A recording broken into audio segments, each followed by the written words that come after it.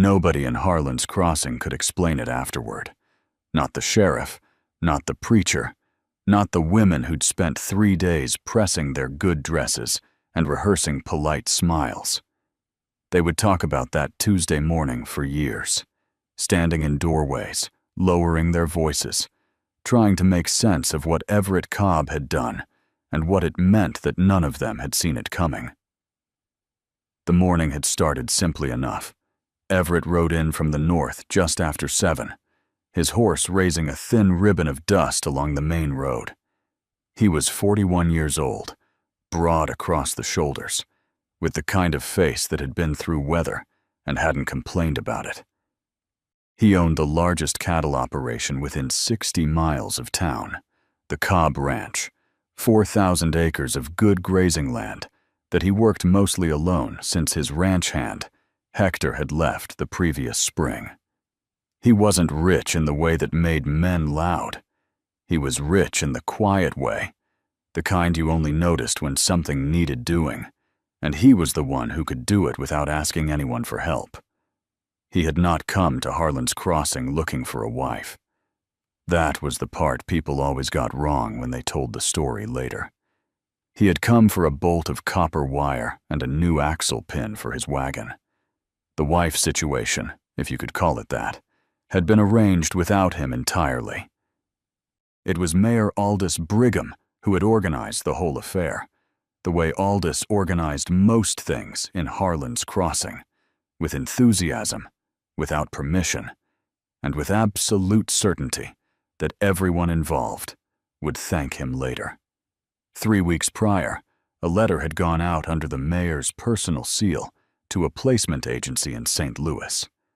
The letter had described Everett Cobb in careful, flattering terms: his land holdings, his character, his church-going habits, and had made a quiet but firm case that a man of his standing ought not to be living alone on 4,000 acres with no one but cattle for company. The agency had responded with 10 women. They arrived by stage on a Saturday, tired and dusty, and considerably less certain about the frontier than the agency's pamphlets had led them to believe. The mayor had put them up at the boarding house, fed them well, and explained the arrangement with the diplomatic tone of a man who had rehearsed his explanation several times in a mirror. Most of the women were young, early 20s, neat, capable-looking. 2 of them were genuinely beautiful in a way that made the men loitering near the general store find reasons to stay longer than necessary. They lined up outside the post office on Tuesday morning in their best clothing, faces composed, waiting. And then there was Joanna Westbrook. She stood at the far end of the line, and she stood there the way a person stands when they've already decided the outcome and are only present out of obligation. She was 34 years old, older than the others by nearly a decade. Her dress was clean, but had seen better years. There was a small tear along the left hem that she hadn't been able to mend properly, and there was dried mud on her left boot that she'd noticed too late to do anything about. Her dark hair was pulled back without particular care. She was not trying to impress anyone. She had not come to Harlan's Crossing to find a husband. She had come because the agency had offered travel and 3 weeks of room and board, and she had needed both. She planned to be polite. She planned to be passed over. She planned to use the 3 weeks to figure out her next move. What she had not planned for was Everett Cobb. He arrived at 9:30, tied his horse at the post, collected his copper wire from the hardware store, and was heading back to his wagon when Mayor Brigham intercepted him with the particular energy of a man who has been waiting a long time to spring something. "Everett!" The mayor fell into step beside him. "There's something I need to show you. I need to get back before noon, Aldous. This will not take long." The mayor smiled the smile of a man who was already certain of his own success. "Consider it a civic matter." Everett stopped walking. He looked at the mayor with the expression of a man who has learned, over many years, that civic matters cost him more time than any other kind. He went. He walked the line slowly, not rudely. Everett Cobb was not a rude man, but with the quiet deliberateness of someone who takes most things seriously, and this does, apparently, no differently. He nodded to each woman, said a few words. The mayor hovered nearby, practically vibrating. The two beautiful women at the near end of the line smiled their best smiles. One of them laughed at something Everett said, a warm, genuine laugh, and the mayor took this as a promising sign. Everett kept walking. He passed the middle of the line. He passed a red-haired woman who looked capable enough to run a small nation. He passed a young woman who couldn't have been more than 22 and looked quietly terrified by the entire proceedings. He reached the end of the line. Joanna Westbrook looked up at him with the expression of someone who has been interrupted mid-thought and is not especially pleased about it. She had been staring at a point somewhere above the rooftops, calculating train schedules in her head. Everett looked at her for a moment. Just looked. The way you look at something when you're trying to read it honestly rather than quickly. "You don't want to be here," he said. It wasn't an accusation. It was an observation. Joanna held his gaze. "No," she said. "I don't." He nodded slowly, as though she'd confirmed something he'd already suspected. Then he turned to the mayor and said 4 words that Harlan's Crossing would spend the next decade trying to understand. "I'll take this one." The silence that followed was the particular kind that happens when a room full of people all have the same thought and none of them dare say it first. Joanna stared at him. The mayor's mouth opened and closed once, and somewhere in the back of her mind, beneath the confusion and the instinct to refuse on principle, Joanna Westbrook felt something shift, something small and old and almost forgotten. She didn't know what it was yet, but she knew it hadn't moved in a very long time. The paperwork, such as it was, took less than 20 minutes. Mayor Brigham had prepared documents in advance, optimistically, as it turned out, since he'd prepared them for all 10 women, and he shuffled through the stack with the flustered energy of a man trying to look composed while internally celebrating.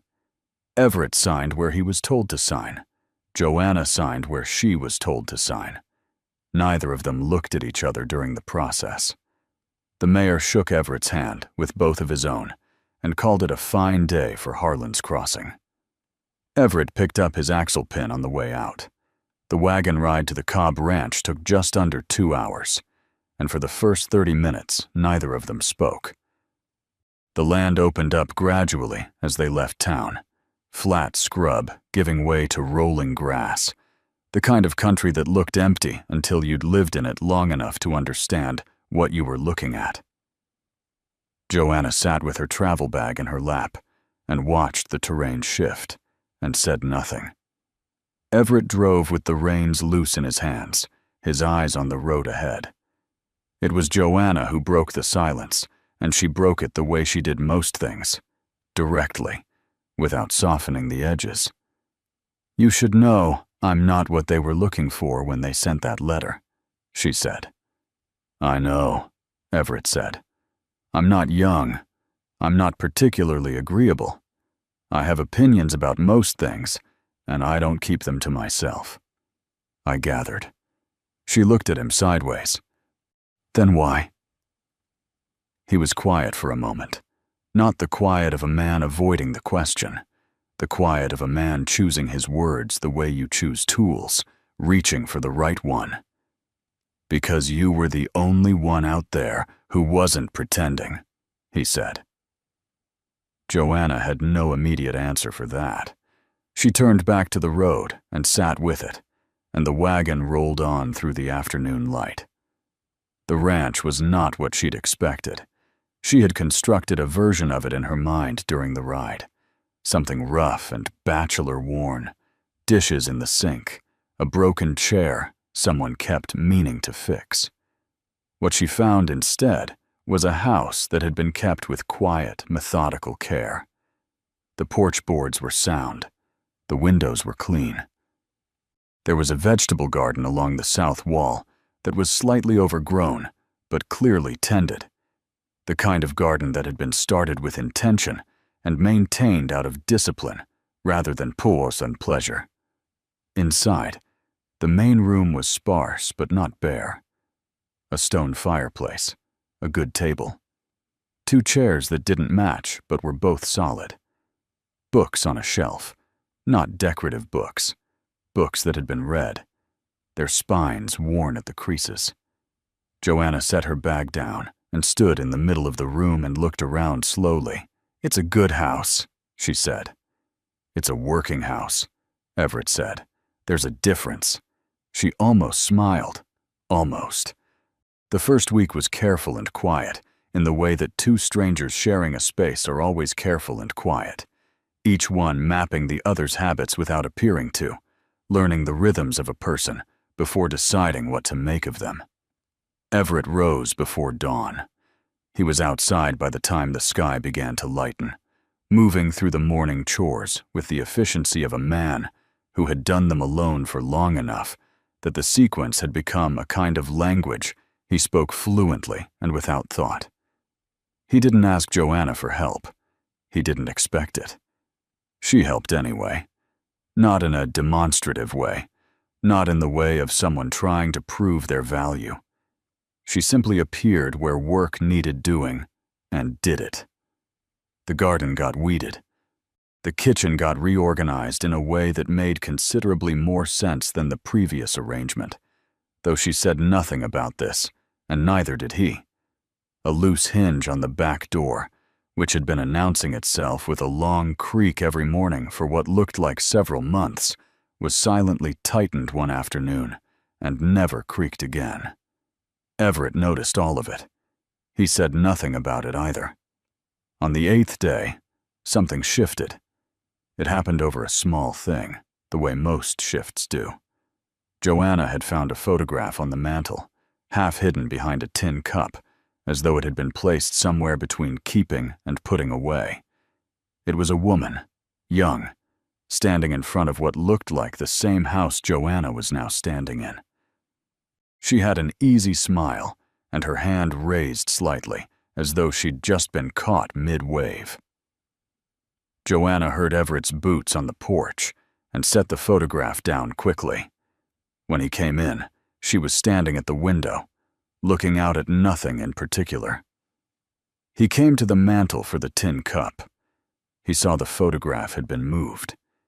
He didn't say anything about it, but something crossed his face, brief and controlled, before he put it back. "I'm sorry," Joanna said quietly. "I shouldn't have touched it." "It's fine." "Was she your wife?" The silence that followed was a different kind than the silences she'd grown accustomed to in the past week. This one had weight. "Yes," Everett said. 6 years ago." Joanna nodded. She didn't press. She'd learned early in life that some doors, when they open on their own, stay open longer than doors you force. She learned his name had a history in this county that preceded him, that there were men in Harlan's Crossing who had once worked for him, others who had borrowed money from him in lean years and paid it back without being asked twice. She learned that the previous winter had been the hardest the territory had seen in 20 years, and that Everett had quietly supplied 3 neighboring families with cattle feed when their own stores ran out, and that he had told no one about this, and would not have, except that one of the families had mentioned it to the preacher. She learned these things not from Everett, but from a woman named Frances Pearson, the wife of the dry goods merchant, who came calling on the 10th day with a pie and an agenda. Frances sat at the kitchen table with the studied casualness of someone who had prepared their questions in advance and intended to ask all of them. "How are you finding it out here?" Frances asked. Quiet, Joanna said. Everett's a quiet man. I've noticed. Frances cut a slice of pie and slid it across the table with the air of someone preparing to say the real thing. People in town are wondering about you, she said. About the two of you. I imagine they are. Nobody can figure out why he chose you. She said it without cruelty, almost apologetically, as though she were simply reporting the weather. Joanna looked at the pie. Then she looked at Frances. Neither can I, she said honestly. Frances studied her for a long moment. Then something in the older woman's expression settled, like a question finding its answer. Well, Frances said, picking up her fork. Maybe that's exactly why. That evening, after supper, Everett sat on the porch in the last of the light, and Joanna brought 2 cups of coffee out without being asked. She handed him one, and sat in the other chair, the one that didn't match his, the one she'd quietly come to think of as hers, and they sat together without speaking while the sky turned colors over the grassland. It was the most comfortable silence Joanna Westbrook had experienced in longer than she could honestly remember. And that frightened her more than anything else had so far, because she had not come here to stay. She had told herself that from the beginning. She had a plan.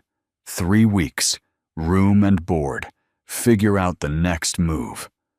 The trouble was, somewhere between the ungreased hinge and the unasked questions, and the man sitting 3 feet away, who had never once tried to make her into something she wasn't, somewhere in all of that, the plan had started to feel less certain than it once had. She stared out at the darkening grass and said nothing. And Everett Cobb, who had learned a long time ago that the most important things rarely announced themselves, sat quietly beside her and let the evening come. The trouble started, as trouble often does in small towns, with someone who meant well. It was Frances Pearson's husband, Gerald, who let it slip at the feed store one Thursday morning that Joanna Westbrook had not come to Harlan's Crossing looking for a husband at all, that she'd signed on with the agency purely for the travel and the room and board, and that she'd had no intention of staying past the 3 weeks. Gerald had heard this from Frances, who had heard it from Joanna herself, spoken plainly and without embarrassment at the kitchen table 10 days prior. Joanna had not said it as a secret. She hadn't thought it needed to be one. By Friday afternoon, it had reached the barber shop. By Saturday morning, it had reached the mayor. Aldous Brigham arrived at the Cobb Ranch just after 10, riding with the particular urgency of a man who considers himself personally responsible for outcomes he had no business engineering in the first place. Everett was at the fence line on the east pasture when he saw the mayor's horse coming up the road, and he set down his tools with the measured patience of a man who has learned that certain conversations cannot be avoided, only delayed. He met Brigham at the gate. "There's talk," the mayor said, without dismounting. "There's always talk," Everett said. "Talk with a point this time." Brigham leaned forward on his saddle. "People are saying she never meant to stay, that she came out here under false pretenses, that you've been," he searched for the word, "taken advantage of." Everett looked at him for a long moment. "Did anyone ask me if I felt taken advantage of?" The mayor opened his mouth, closed it. "Go home, Aldous," Everett said, and picked his tools back up. Joanna heard about it from Frances, who rode out that same afternoon looking genuinely distressed, in a way that suggested she understood her own role in the chain of events, and was not proud of it. "I'm sorry," Frances said, at the door. "Gerald didn't mean any harm. He just talked." "People do," Joanna said. She invited Frances in anyway, made coffee, listened to the full account with the stillness of someone who has received bad news before and knows the value of not reacting until you've thought it through. After Francis left, Joanna stood at the kitchen window for a long time. She had not lied to anyone. She had not made promises she hadn't kept. She had come here under exactly the circumstances she'd described to Everett on the wagon ride out, openly, without decoration. He had known. He had chosen anyway. But the town didn't know that part, and the part the town didn't know had a way of becoming the only part that mattered. She found Everett at the barn just before supper, working a saddle repair that required both hands and most of his attention. She stood in the doorway until he looked up. "You heard," she said. "Francis's husband talks," Everett said.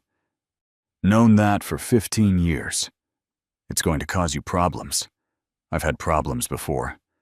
She stepped inside the barn and stood with her arms crossed, not defensively, but in the way of someone steadying themselves for an honest conversation. "I want to tell you something," she said, "and I want you to let me finish before you say anything." He set the saddle down and waited. "When I came here, I had no intention of staying," she said. "That was true. I needed the travel, and I needed the 3 weeks, and I told myself the rest would sort itself out somehow. I didn't come here thinking about you, or this ranch, or any of it." She paused. "I want you to know that, because I don't want you to think something was built on a foundation that wasn't there. Whatever this has been, these 3 weeks, it started from nothing on my side. No expectation, no plan." Everett was quiet. "But it didn't stay nothing," she said. "And that's—" She stopped, looked at the barn floor briefly, then back at him. "That's what I wanted you to know." The silence that followed was not uncomfortable. It was the silence of 2 people arriving at the same place from different directions and taking a moment to confirm they were reading the same landmark.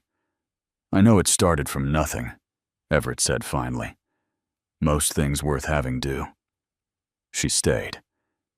Not because the town expected it, and not because the paperwork made it tidy, and not because she had run out of other options, though the town would construct each of these explanations in turn and find them all unsatisfying.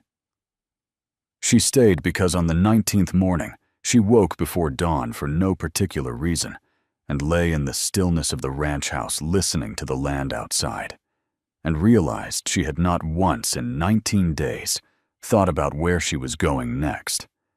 For a woman who had spent the better part of a decade thinking about where she was going next, that was not a small thing. The wedding was held on a Saturday in early October, in the yard of the Cobb Ranch rather than the church, because Joanna had said she preferred open sky, and Everett had said that was fine with him. Francis Pearson cried. Mayor Brigham shook everyone's hand twice. The preacher kept it short because Everett had specifically requested it.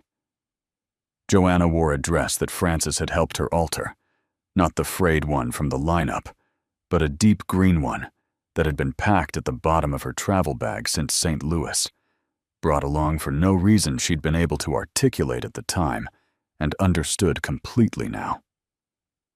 When the preacher asked if she took this man, she said yes, the way she said most things, plainly, directly, without embellishment. Everett smiled at that. A real smile, the kind that changed his whole face. She hadn't seen that smile before. She decided immediately that she intended to see it again. The years that followed were not easy ones. No years on the frontier ever were. There were dry summers and hard winters, and a cattle sickness in the 3rd year that cost them more than either wanted to count. There were disagreements, some of them loud, most of them resolved by morning. There were neighbors who never quite stopped being curious about them, about the choice Everett had made that Tuesday morning outside the post office. But there were also 2 children, a boy they named Samuel, who had Joanna's directness and Everett's patience in equal measure, and a girl they named Frances, for a woman who had shown up with a pie and an agenda, and turned out to be one of the finest friends either of them ever had. There was the porch, and the 2 chairs that didn't match, and the evening light over the grassland that never looked exactly the same twice. There was the photograph on the mantel, which stayed where it was, because Everett was a man who carried his history honestly, and Joanna was a woman who understood that loving someone means making room for everything they've already been. And there was the quiet, the particular, comfortable, hard-earned quiet of 2 people who had each stopped pretending somewhere along the way and found, to their mutual astonishment, that what was underneath was more than enough. The town of Harlan's Crossing never fully agreed on why Everett Cobb had walked past 9 women and stopped at the 10th. Some said he'd seen something in her eyes. Some said he'd recognized a kind of pride that matched his own. Some said it was simply one of those things that couldn't be explained, only accepted. Joanna, when asked, and she was asked more than once over the years, gave the same answer every time. "He saw me not trying," she said, and he decided that was enough. Most people nodded at that, as though they understood. A few of them actually did.